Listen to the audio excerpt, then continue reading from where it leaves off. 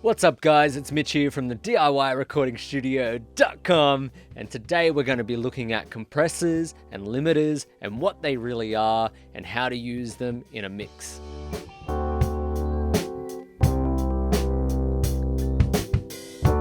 So welcome back to the channel guys, and thanks to all the new subscribers that we've had in the last couple of weeks. I've been uploading some new types of content and it seems that you guys are really enjoying that. So make sure you hit me up in the comment sections down below if there's anything at all that you want to see. But today we're going to be looking at compressors, and there seems to be a lot of confusion online about what a compressor really is and what it's supposed to do. And depending on who you're watching or who you're listening to, there's a lot of different ideas of what a compressor really should be used for and what they are and what they really do. And it seems like a very simple concept. A lot of people think they really do know what a compressor is and they're using them all the time. I think the biggest common mistake with mix engineers, especially amateur mix engineers or people first studying and getting into mixing and creating their own tracks, is the first thing they're told about compressors is it makes stuff sound fat, or it makes it sound big, or it makes it sound warm. And we use these terminologies pretty interchangeably, and I think that's the wrong way to describe what a compressor really is. And the same goes for limiters as well, and we'll get to that in a second. So the first question is, what really is a compressor or a limiter? And the answer is pretty simple. It is a device that is used to limit the dynamic range of an audio signal. That's it. That's really what they do at their core. And the best way to describe that is that, say that you've got a signal that's reaching about minus 10 dB on your fader when you solder it out. Say you've got a kick drum and you're hitting minus 10 dB. And then you've got kind of a noise floor around, I don't know, maybe the minus 60 dB range. Well, what a compressor is really going to do is bring down the volume in decibels of the loudest material in that waveform, and it's going to turn up some of the quieter material in that waveform. So say for instance you've got a kick drum but it's a live drummer playing. Well, there's going to be a lot of drum spill in that kick drum, right? So what is going to happen is you're going to start turning down the parts of that kick drum, but also turning up the spill. And so the dynamic range shrinks. So therefore you get less dynamic range. So a compressor and a limiter is designed to decrease the amount of dynamic range. Simple, right? Well, it gets a little bit more complicated than that, but at its core, every single compressor is designed to limit the dynamic range of a signal. So let's have a quick look at what that might look like. So what I've got here is a mix that I've got going on, and we'll have a quick listen to that.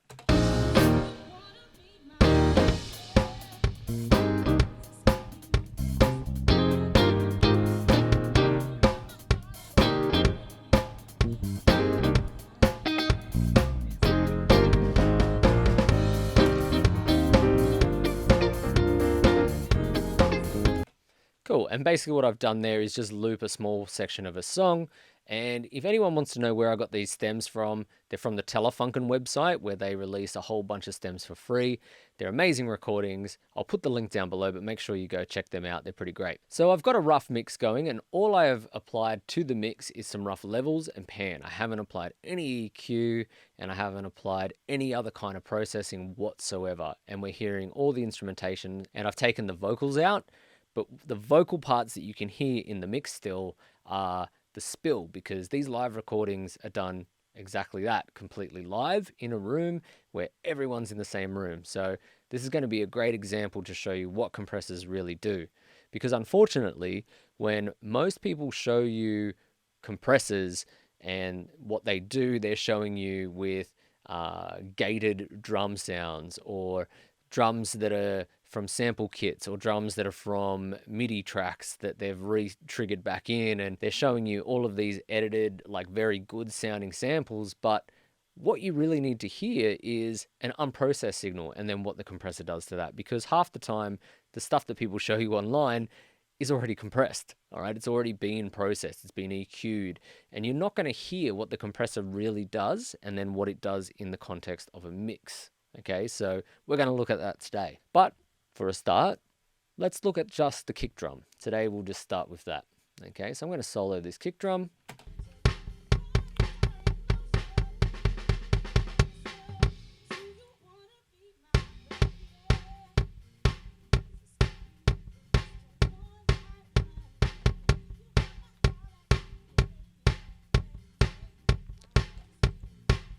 So what you get there basically is a really boxy, unprocessed, really raw sounding kick drum. And that's what kick drums sound like.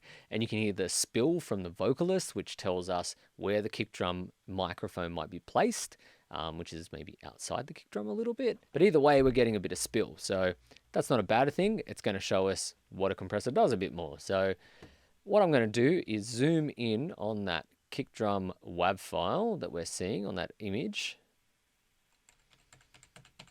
And I'm going to drag this WAV file down a bit so we can zoom in and we can see the WAV form. All right, so up here, we've got the kick itself.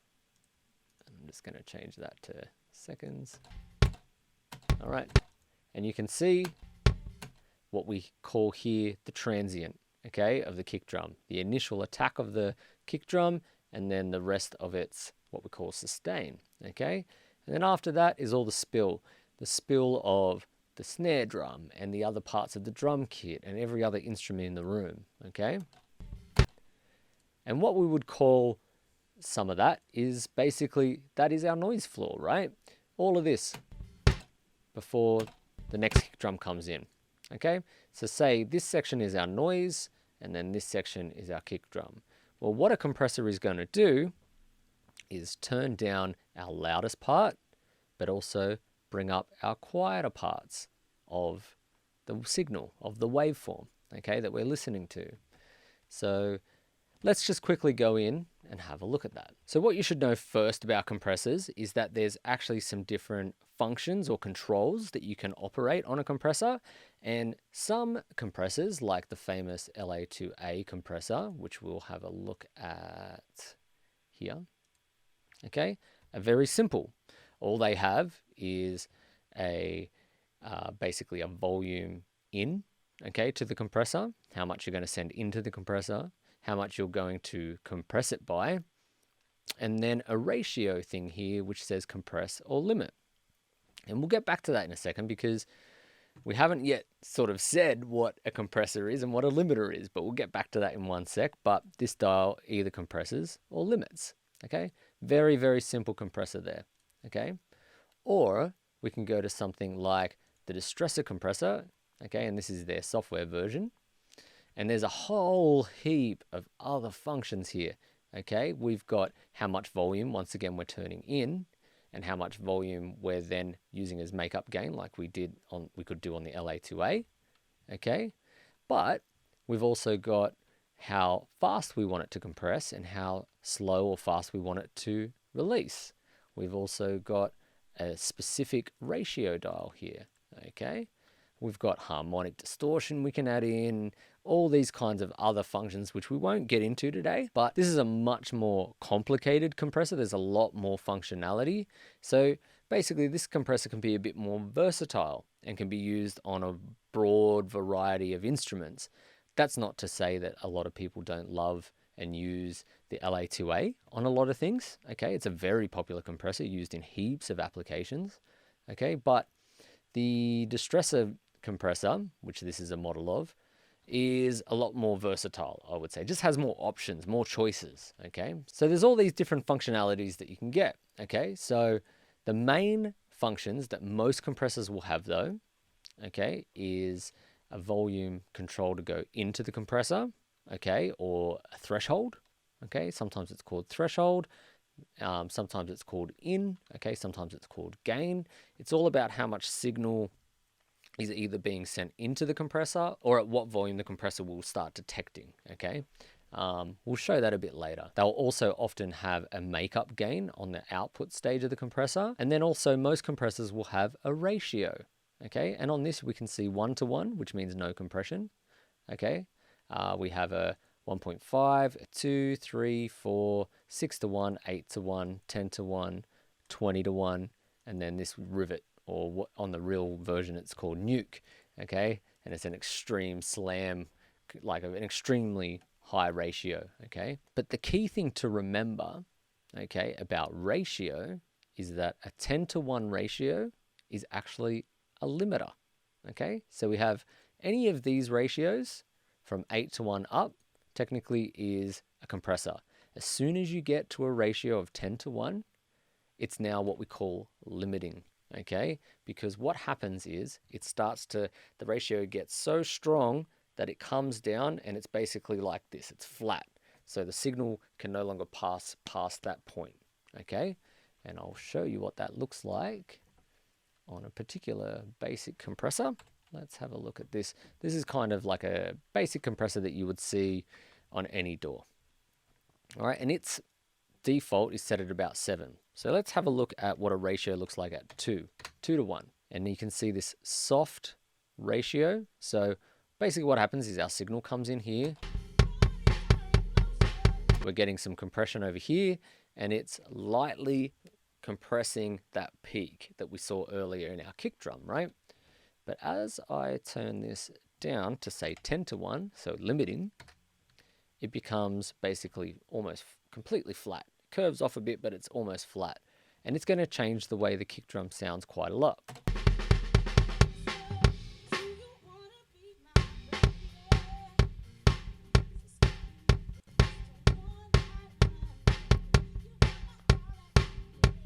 And you can see here on the compression, okay, that we're actually getting a pretty constant sort of kick sound coming through because we're limiting, like we're stopping it at every point. It can't go above this threshold that we've now set, okay?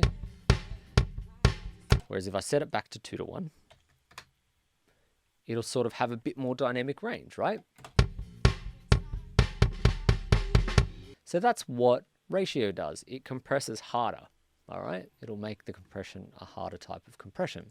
So essentially, all right, the LA2A, that famous compressor we were looking at before, has 2 ratios, okay? We have the compression ratio and the limit ratio. So in the physical version of this compressor, it was hardwired, but they kept that in the software version as well. The compress is a ratio of 4-to-1, and the limit is a ratio of, guess what? What is the difference between a compressor and a limiter? You might guess it, all right? It's 10-to-1, all right? As soon as you get to 10-to-1 ratio, you're now limiting, okay? So they've got a pretty general setting for the compression, which is 4-to-1, and then limit is 10-to-1, all right? So let's, once again, have a look at what happens when we use this compressor on compress, and then what happens when we use it as a limiter. All right, so basically that's what that means. All right, pretty simple kind of thing. So the very distinct difference between a compressor and a limiter is simply to do with the ratio of compression, okay? Anything that's under 10-to-1 is a compressor. Anything that's 10-to-1 or over of a ratio is a limiter. So we've talked about the threshold, and that's the dB range that compression will be activated. Okay, we've talked about makeup gain or output level. Okay, we've talked about ratio, and then we can also have a quick look at a couple of other features. All right, I quickly mentioned these 2 here on the distressor compressor, okay, and one is attack and one is release. All right, so the attack is basically how quickly the compressor starts to engage, and then the release is how quickly the compressor releases that signal, okay? And what that means is we can start to really control and change the way the waveform of the kick drum, for instance, in our case, starts to work. What I'm going to do is wind this to very fast and have a look at what happens.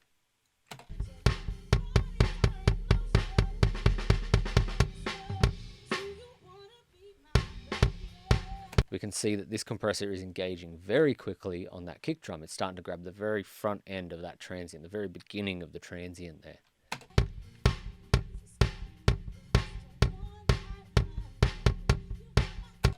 Okay, and it changes the sound of that compressor, what it's actually doing to the kick drum. And we're currently limiting here, so I might change it to 4-to-1. Let's just have another look.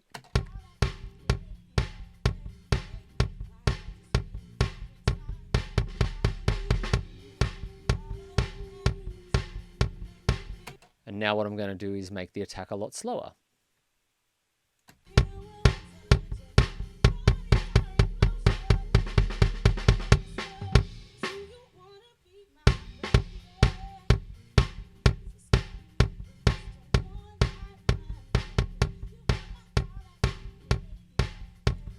And you can hear as I dial, when we've got the attack set slow, it's not doing too much compression, but as I dial it back, it really starts to grab the louder part of the kick drum, which is that beater at the beginning.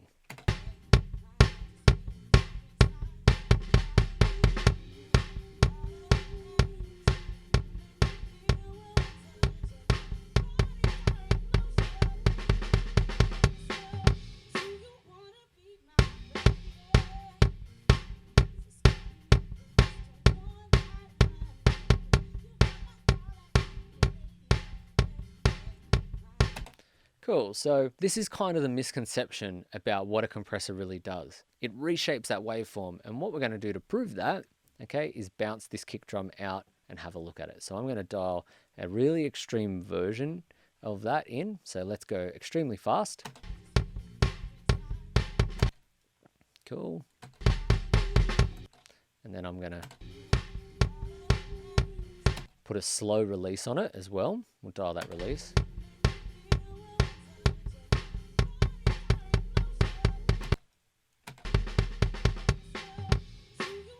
And what we're going to do is level match it. So we're not actually making it any louder, okay?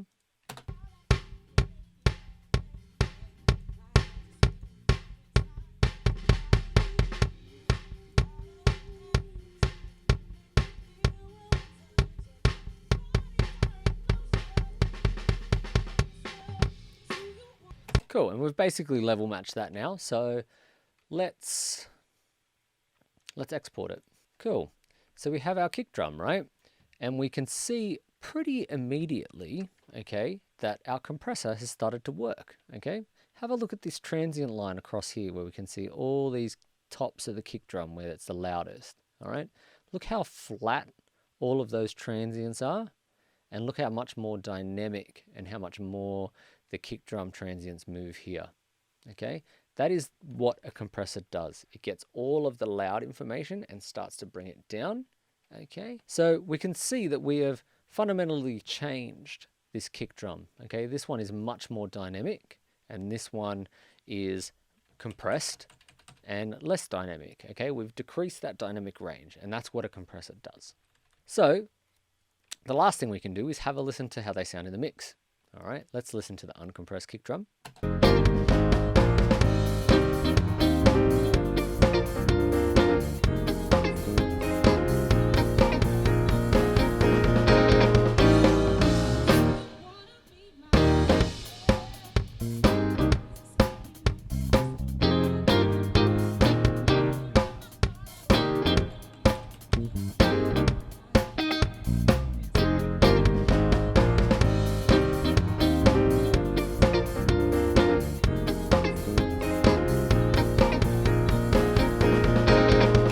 Cool.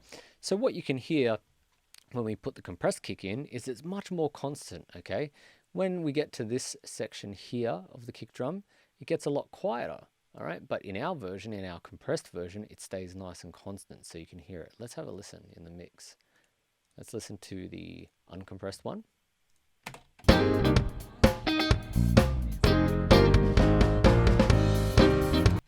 Okay, now let's listen to the compressed one.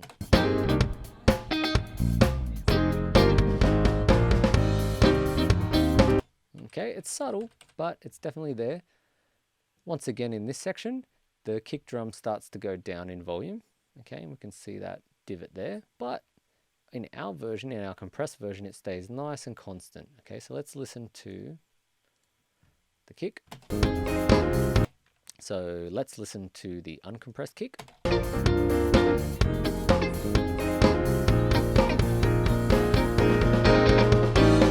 Especially in this quiet part, it really starts to taper off, okay? It starts to come down in the mix. Let's listen again. Just listen to how it drops down.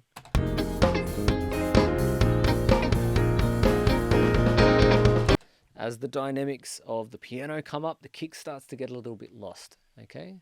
But watch what happens with our kick drum.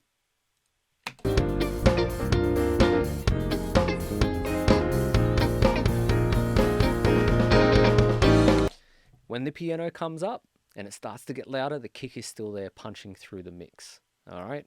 Now that is the key to good compression. Let's have one more listen, okay? Listen to how, as the piano gets louder, the kick drum keeps pushing through the mix.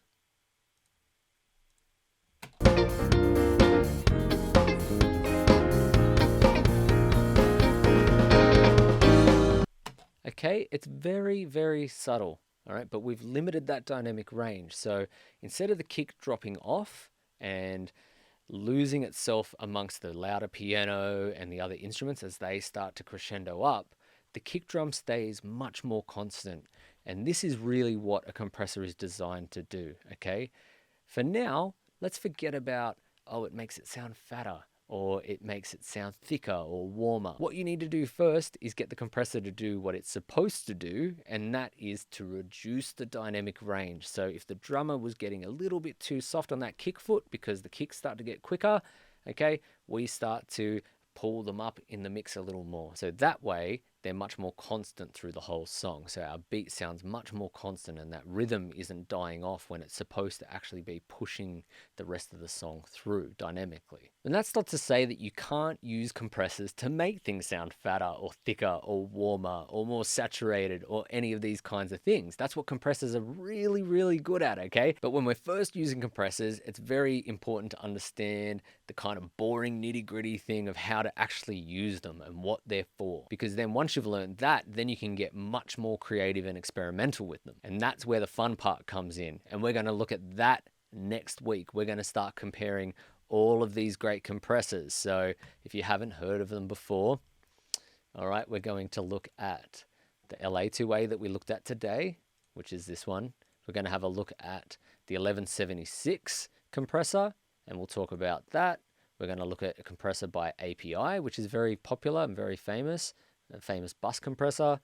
We'll look at probably the most famous bus compressor, the SSL bus compressor, which is amazing on drums. Okay, and then we'll dive deeper again into the distressor as well, because that's an amazing, very popular compressor that you'll see in a lot of studios. So next week, we're going to do a bit of a deep dive into what makes each of these compressors tick and how they work specifically, because the best way to describe each of these compressors is actually as kind of like a different tool. Okay, each one of these works like a very different set of tools, and next week we'll show exactly what that sounds like and what that actually means. But if you have any questions about the stuff we looked at today, please hit me up in those comment sections down below. And don't forget to hit like and subscribe. I'm Mitch from the DIYRecordingstudio.com, and I'll catch you soon.